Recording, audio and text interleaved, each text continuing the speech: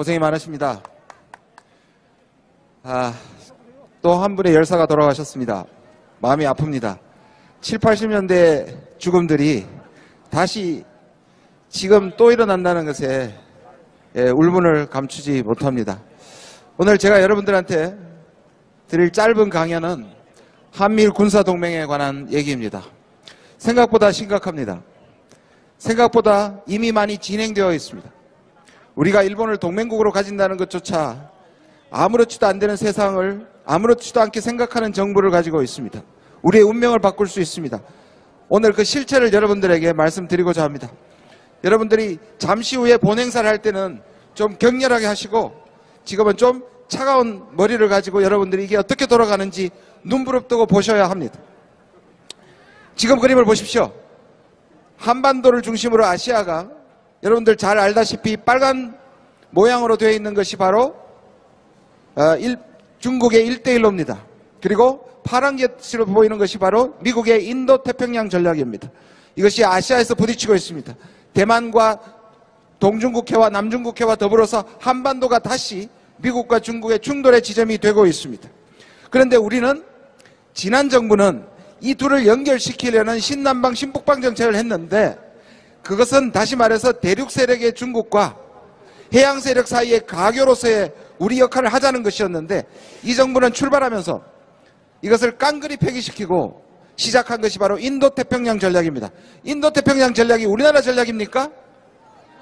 예, 아베가 만들었고 트럼프가 받아들였고 바이든이 계속하고 있는 미국의 전략입니다. 미국과 일본의 전략입니다.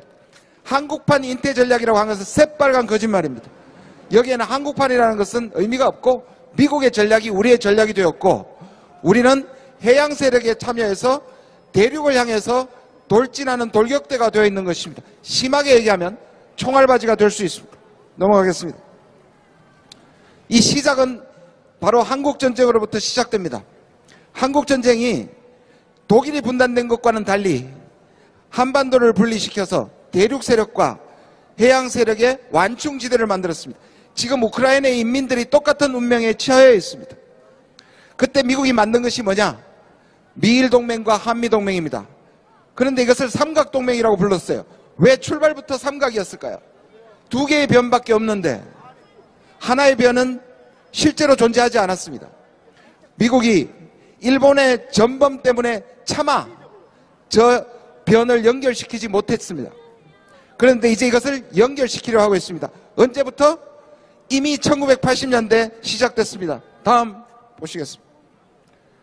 출발점은 레이건이라는 극우 미국의 네오콘의 뿌리가 시작했습니다. 그리고 나카소네, 지금 기시다 정부의 극우 정부의 뿌리입니다. 그리고 이 정부의 주요 보직을 하고 있는 3명이 나카소네상 수상자입니다. 이게 과연 우연일까요?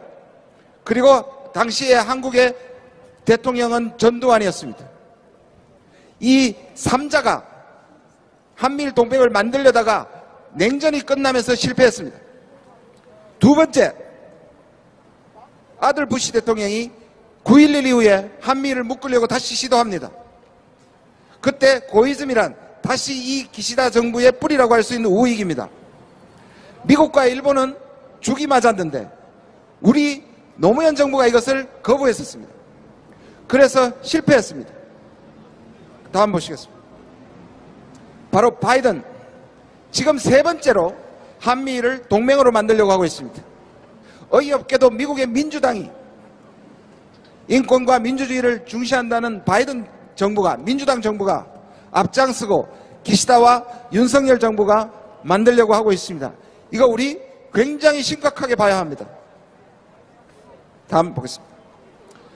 미국은 우리에게 확실하게 2가지를 뺏어가려고 하고 있습니다.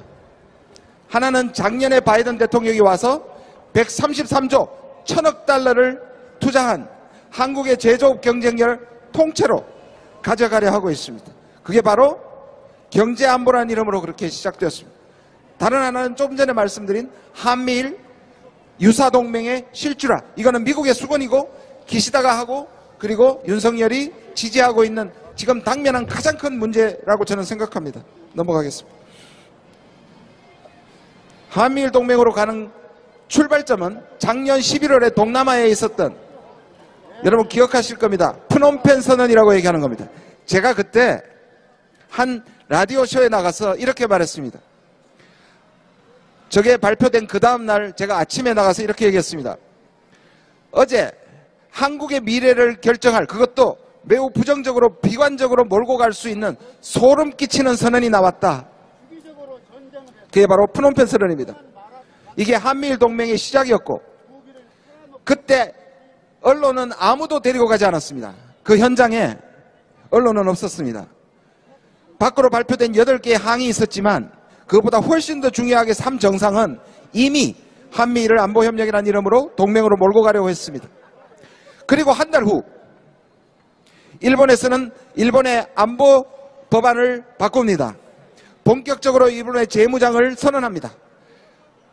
선제 타격을 허용하고 향후 4년간 일본은 국방비를 2배로 늘립니다. 이것은 그렇게 되면 일본은 세계 3위의 군사력이 됩니다. 누구의 무기나에? 미국의 무기나에. 불과 프놈펜스는 1개월 후에 이걸 왜 했을까요? 한국은 반대 한마디 하지 않았습니다. 그리고 4개월 후 올해 3월에 강제동원 해법을 발표합니다. 이것은 뭐냐? 한미일 동맹으로 가는 가장 큰 장애물이라고 봤던 한일 관계를 개선하기 위해서 미국의 압박에 의해서 한국이 양보한 결과입니다. 이 문제는, 이 세 가지는 전체적으로 이미 짜여진 각본대로 움직이고 있습니다. 한미정상회담, 기시다 방한, G7, 이거 전부 다 한미일 동맹으로 가는 미리 짜여진 각본이라고 볼 수 있습니다. 다음으로 넘어가겠습니다. 여러분, 지난 3월 6일 강제 동원 해법을 발표했을 때가 3월 6일 오전 한국입니다. 그때 미국은 밤 시간이었습니다.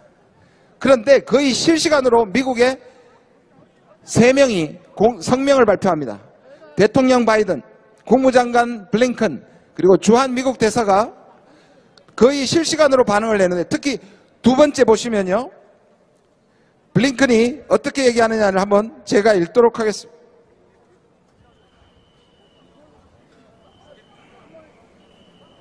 민감한 역사적 현안들에 대한 논의에 결론에 관한 한국과 일본의 오늘 역사적 발표를 환영한다. 이 다음에 주목해 주십시오. 이게 바로 내가 다른 국무부 고위 동료들과 함께 이 중차대한 협력 관계에 그 많은 시간을 들이고 집중한 까닭이다. 스스로 어떻게 얘기하고 있습니까? 강제동원의 배후에는 미국이다 라고 미국의 국무장관이 지금 실시간으로 얘기하고 있는 것입니다. 넘어가겠습니다. 조금 무서운 얘기를 말씀드리고자 합니다. 여러분, 이 그림에 잘 보십시오. 2016년에 오바마 정부 마지막 국방장관인 애슈턴 카터라는 사람이 미래의 미국은 이렇게 갈 것이다 라고 발표한 전략입니다. 이것이 지금 바이든 정부가 만들려고 하고 있습니다. 여러분, 오른쪽 밑에 있는 기괴한 괴물의 그림을 한번 봐주십시오. 이게 매트릭스에 나오는, 영화 매트릭스 나오는 괴물인데요, 이것을 전 세계를 컴퓨터로 만들어서, 네트워크를 만들어서 미국이 단추만 누르면 전 세계를 조종할 수 있는 것이 미래의 전략입니다. 이것이 최악의 경우에 어떻게 되냐? 예를 들면 이런 겁니다. 미국이 와싱턴에서 버튼을 누르면 한반도의 미사일이 중국을 향해서 날아가고 한반도의 일본의 미사일이 러시아로 날아갈 수 있는 그러한 전 세계의 한 몸으로 만드는 미국의 전략입니다. 여기에 핵심이 뭘까요? 한미일 삼각동맹입니다. 넘어가겠습니다. 자, 이 정부가 얘기하고 있는, 지금까지 발표했는 이 정부의 외교 전략입니다. 평화를 통한 안보가 아니라 힘을 통한 안보를 부르짖고 있습니다. 군비 경쟁을 일삼고 전쟁을 불사하고 선제 타격론까지 얘기하고 있습니다. 이미 냉전적 진영 외교를 하고 있습니다. 포괄적 전략동맹, 여러분 여기에 주목하셔야 합니다. 여러분, 글로벌 포괄적 전략동맹, 이 용어가 언제 출발했냐 하면 이명박 정부 때, 지금의 안보실에 계신 어느 분이 당시에 전략조 장관으로 만든 용어입니다. 이게 얼마나 무서운 용어냐 하면요, 겉으로는 이렇게 얘기합니다. 한국이 미국과 함께 글로벌 전략적 동맹이 된다. 다시 말해서 과거에는 미국이 한국을 도와주는 동맹이었지만 이제는 한국이 미국과 함께 세계를 경영한다. 그러나 실제로는 뭡니까? 우리가 우크라이나에 동원되고 우리가 대만에 동원되는 것을 의미합니다. 과거에 노무현 정부 때는 주한미군의 전략적 유연성을 미국이 따내려고 했는데 지금 정부는요, 주한미군을 움직이는 게 아니라 우리 군대를 세계 전략에 동원시키는 전략으로 가고 있다는 겁니다. 여러분, 이번 한미공동성명 다시 한번 보십시오. 거기에도 글로벌 포괄적 전략동맹이라는 말이 있습니다. 이게 한미일 동맹과 함께 우리에게 매우 심각한 도전거리로 다가오고 있습니다. 넘어가겠습니다. 자, 편을 정하면 편해지는가? 편해지나요? 아니죠. 가치 외교는 가치가 있나요? 없습니다. 지금 4개국을 한번 봐주십시오. 인도, 인도네시아, 튀르키예, 그리고 사우디까지 우리보다 훨씬 더 외교를 잘하고 있습니다. 국익을 위해서. 근데 이 정부는 미국의 전위대가 되고 있습니다. 넘어가겠습니다. 예, 우리의 시대적 과제가 지금 앞에 놓여 있습니다. 저는 아직도 우리에게 풀리지 않은 두 가지 과제를 이 정부의 실정으로 말미암아, 잘못된 외교 정책으로 말미암아 우리가 다시 한번 깨닫게 됩니다. 하나는 식민주의입니다. 세상에 어떤 제가 전 세계 국가를 다 살펴봐도 그 국가의 보수 정부가 친외세 세력인 것은 보지 못했습니다. 이 정부는 신내선 일체론자라고 부를 수 있을 만큼 친미와 친일을 고집하고 있는 정부입니다. 우리는 아직도 식민주의를 극복하지 못했습니다. 아직도 일본의 제국주의의 그림자에 벗어나지 못했습니다. 또 하나, 결국 분단체제입니다. 이 분단체제 우리에게 다시 미중 대결의 사이에서 우리 민족을 전쟁과 비평화로 끌고 갈 수 있는 위험한 함정을 우리 앞에 놓고 있습니다. 여러분, 국민을 보호해야 하고 국민의 이익을 담당하고 있는 정부가 외교 참사를 벌이고 우리 국민을 사지로 몰고 있습니다. 다시 한번 말씀드립니다.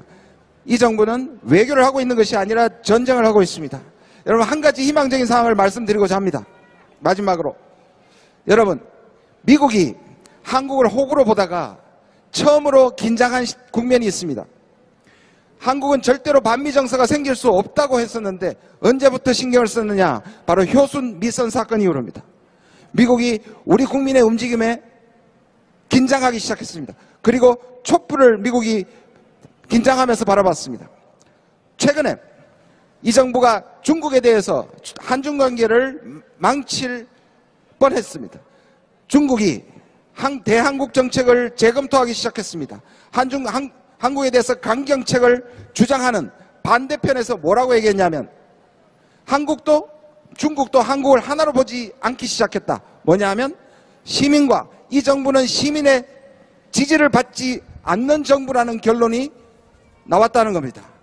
미국과 중국도 한국을 하나로 보지 않습니다. 그래서 여러분들이 지금 하는 것이 우리의 미래를 위해 중요한 투자라는 것을 저는 믿고 있습니다. 그래서 적극적으로 지지합니다. 경청해 주셔서 감사합니다.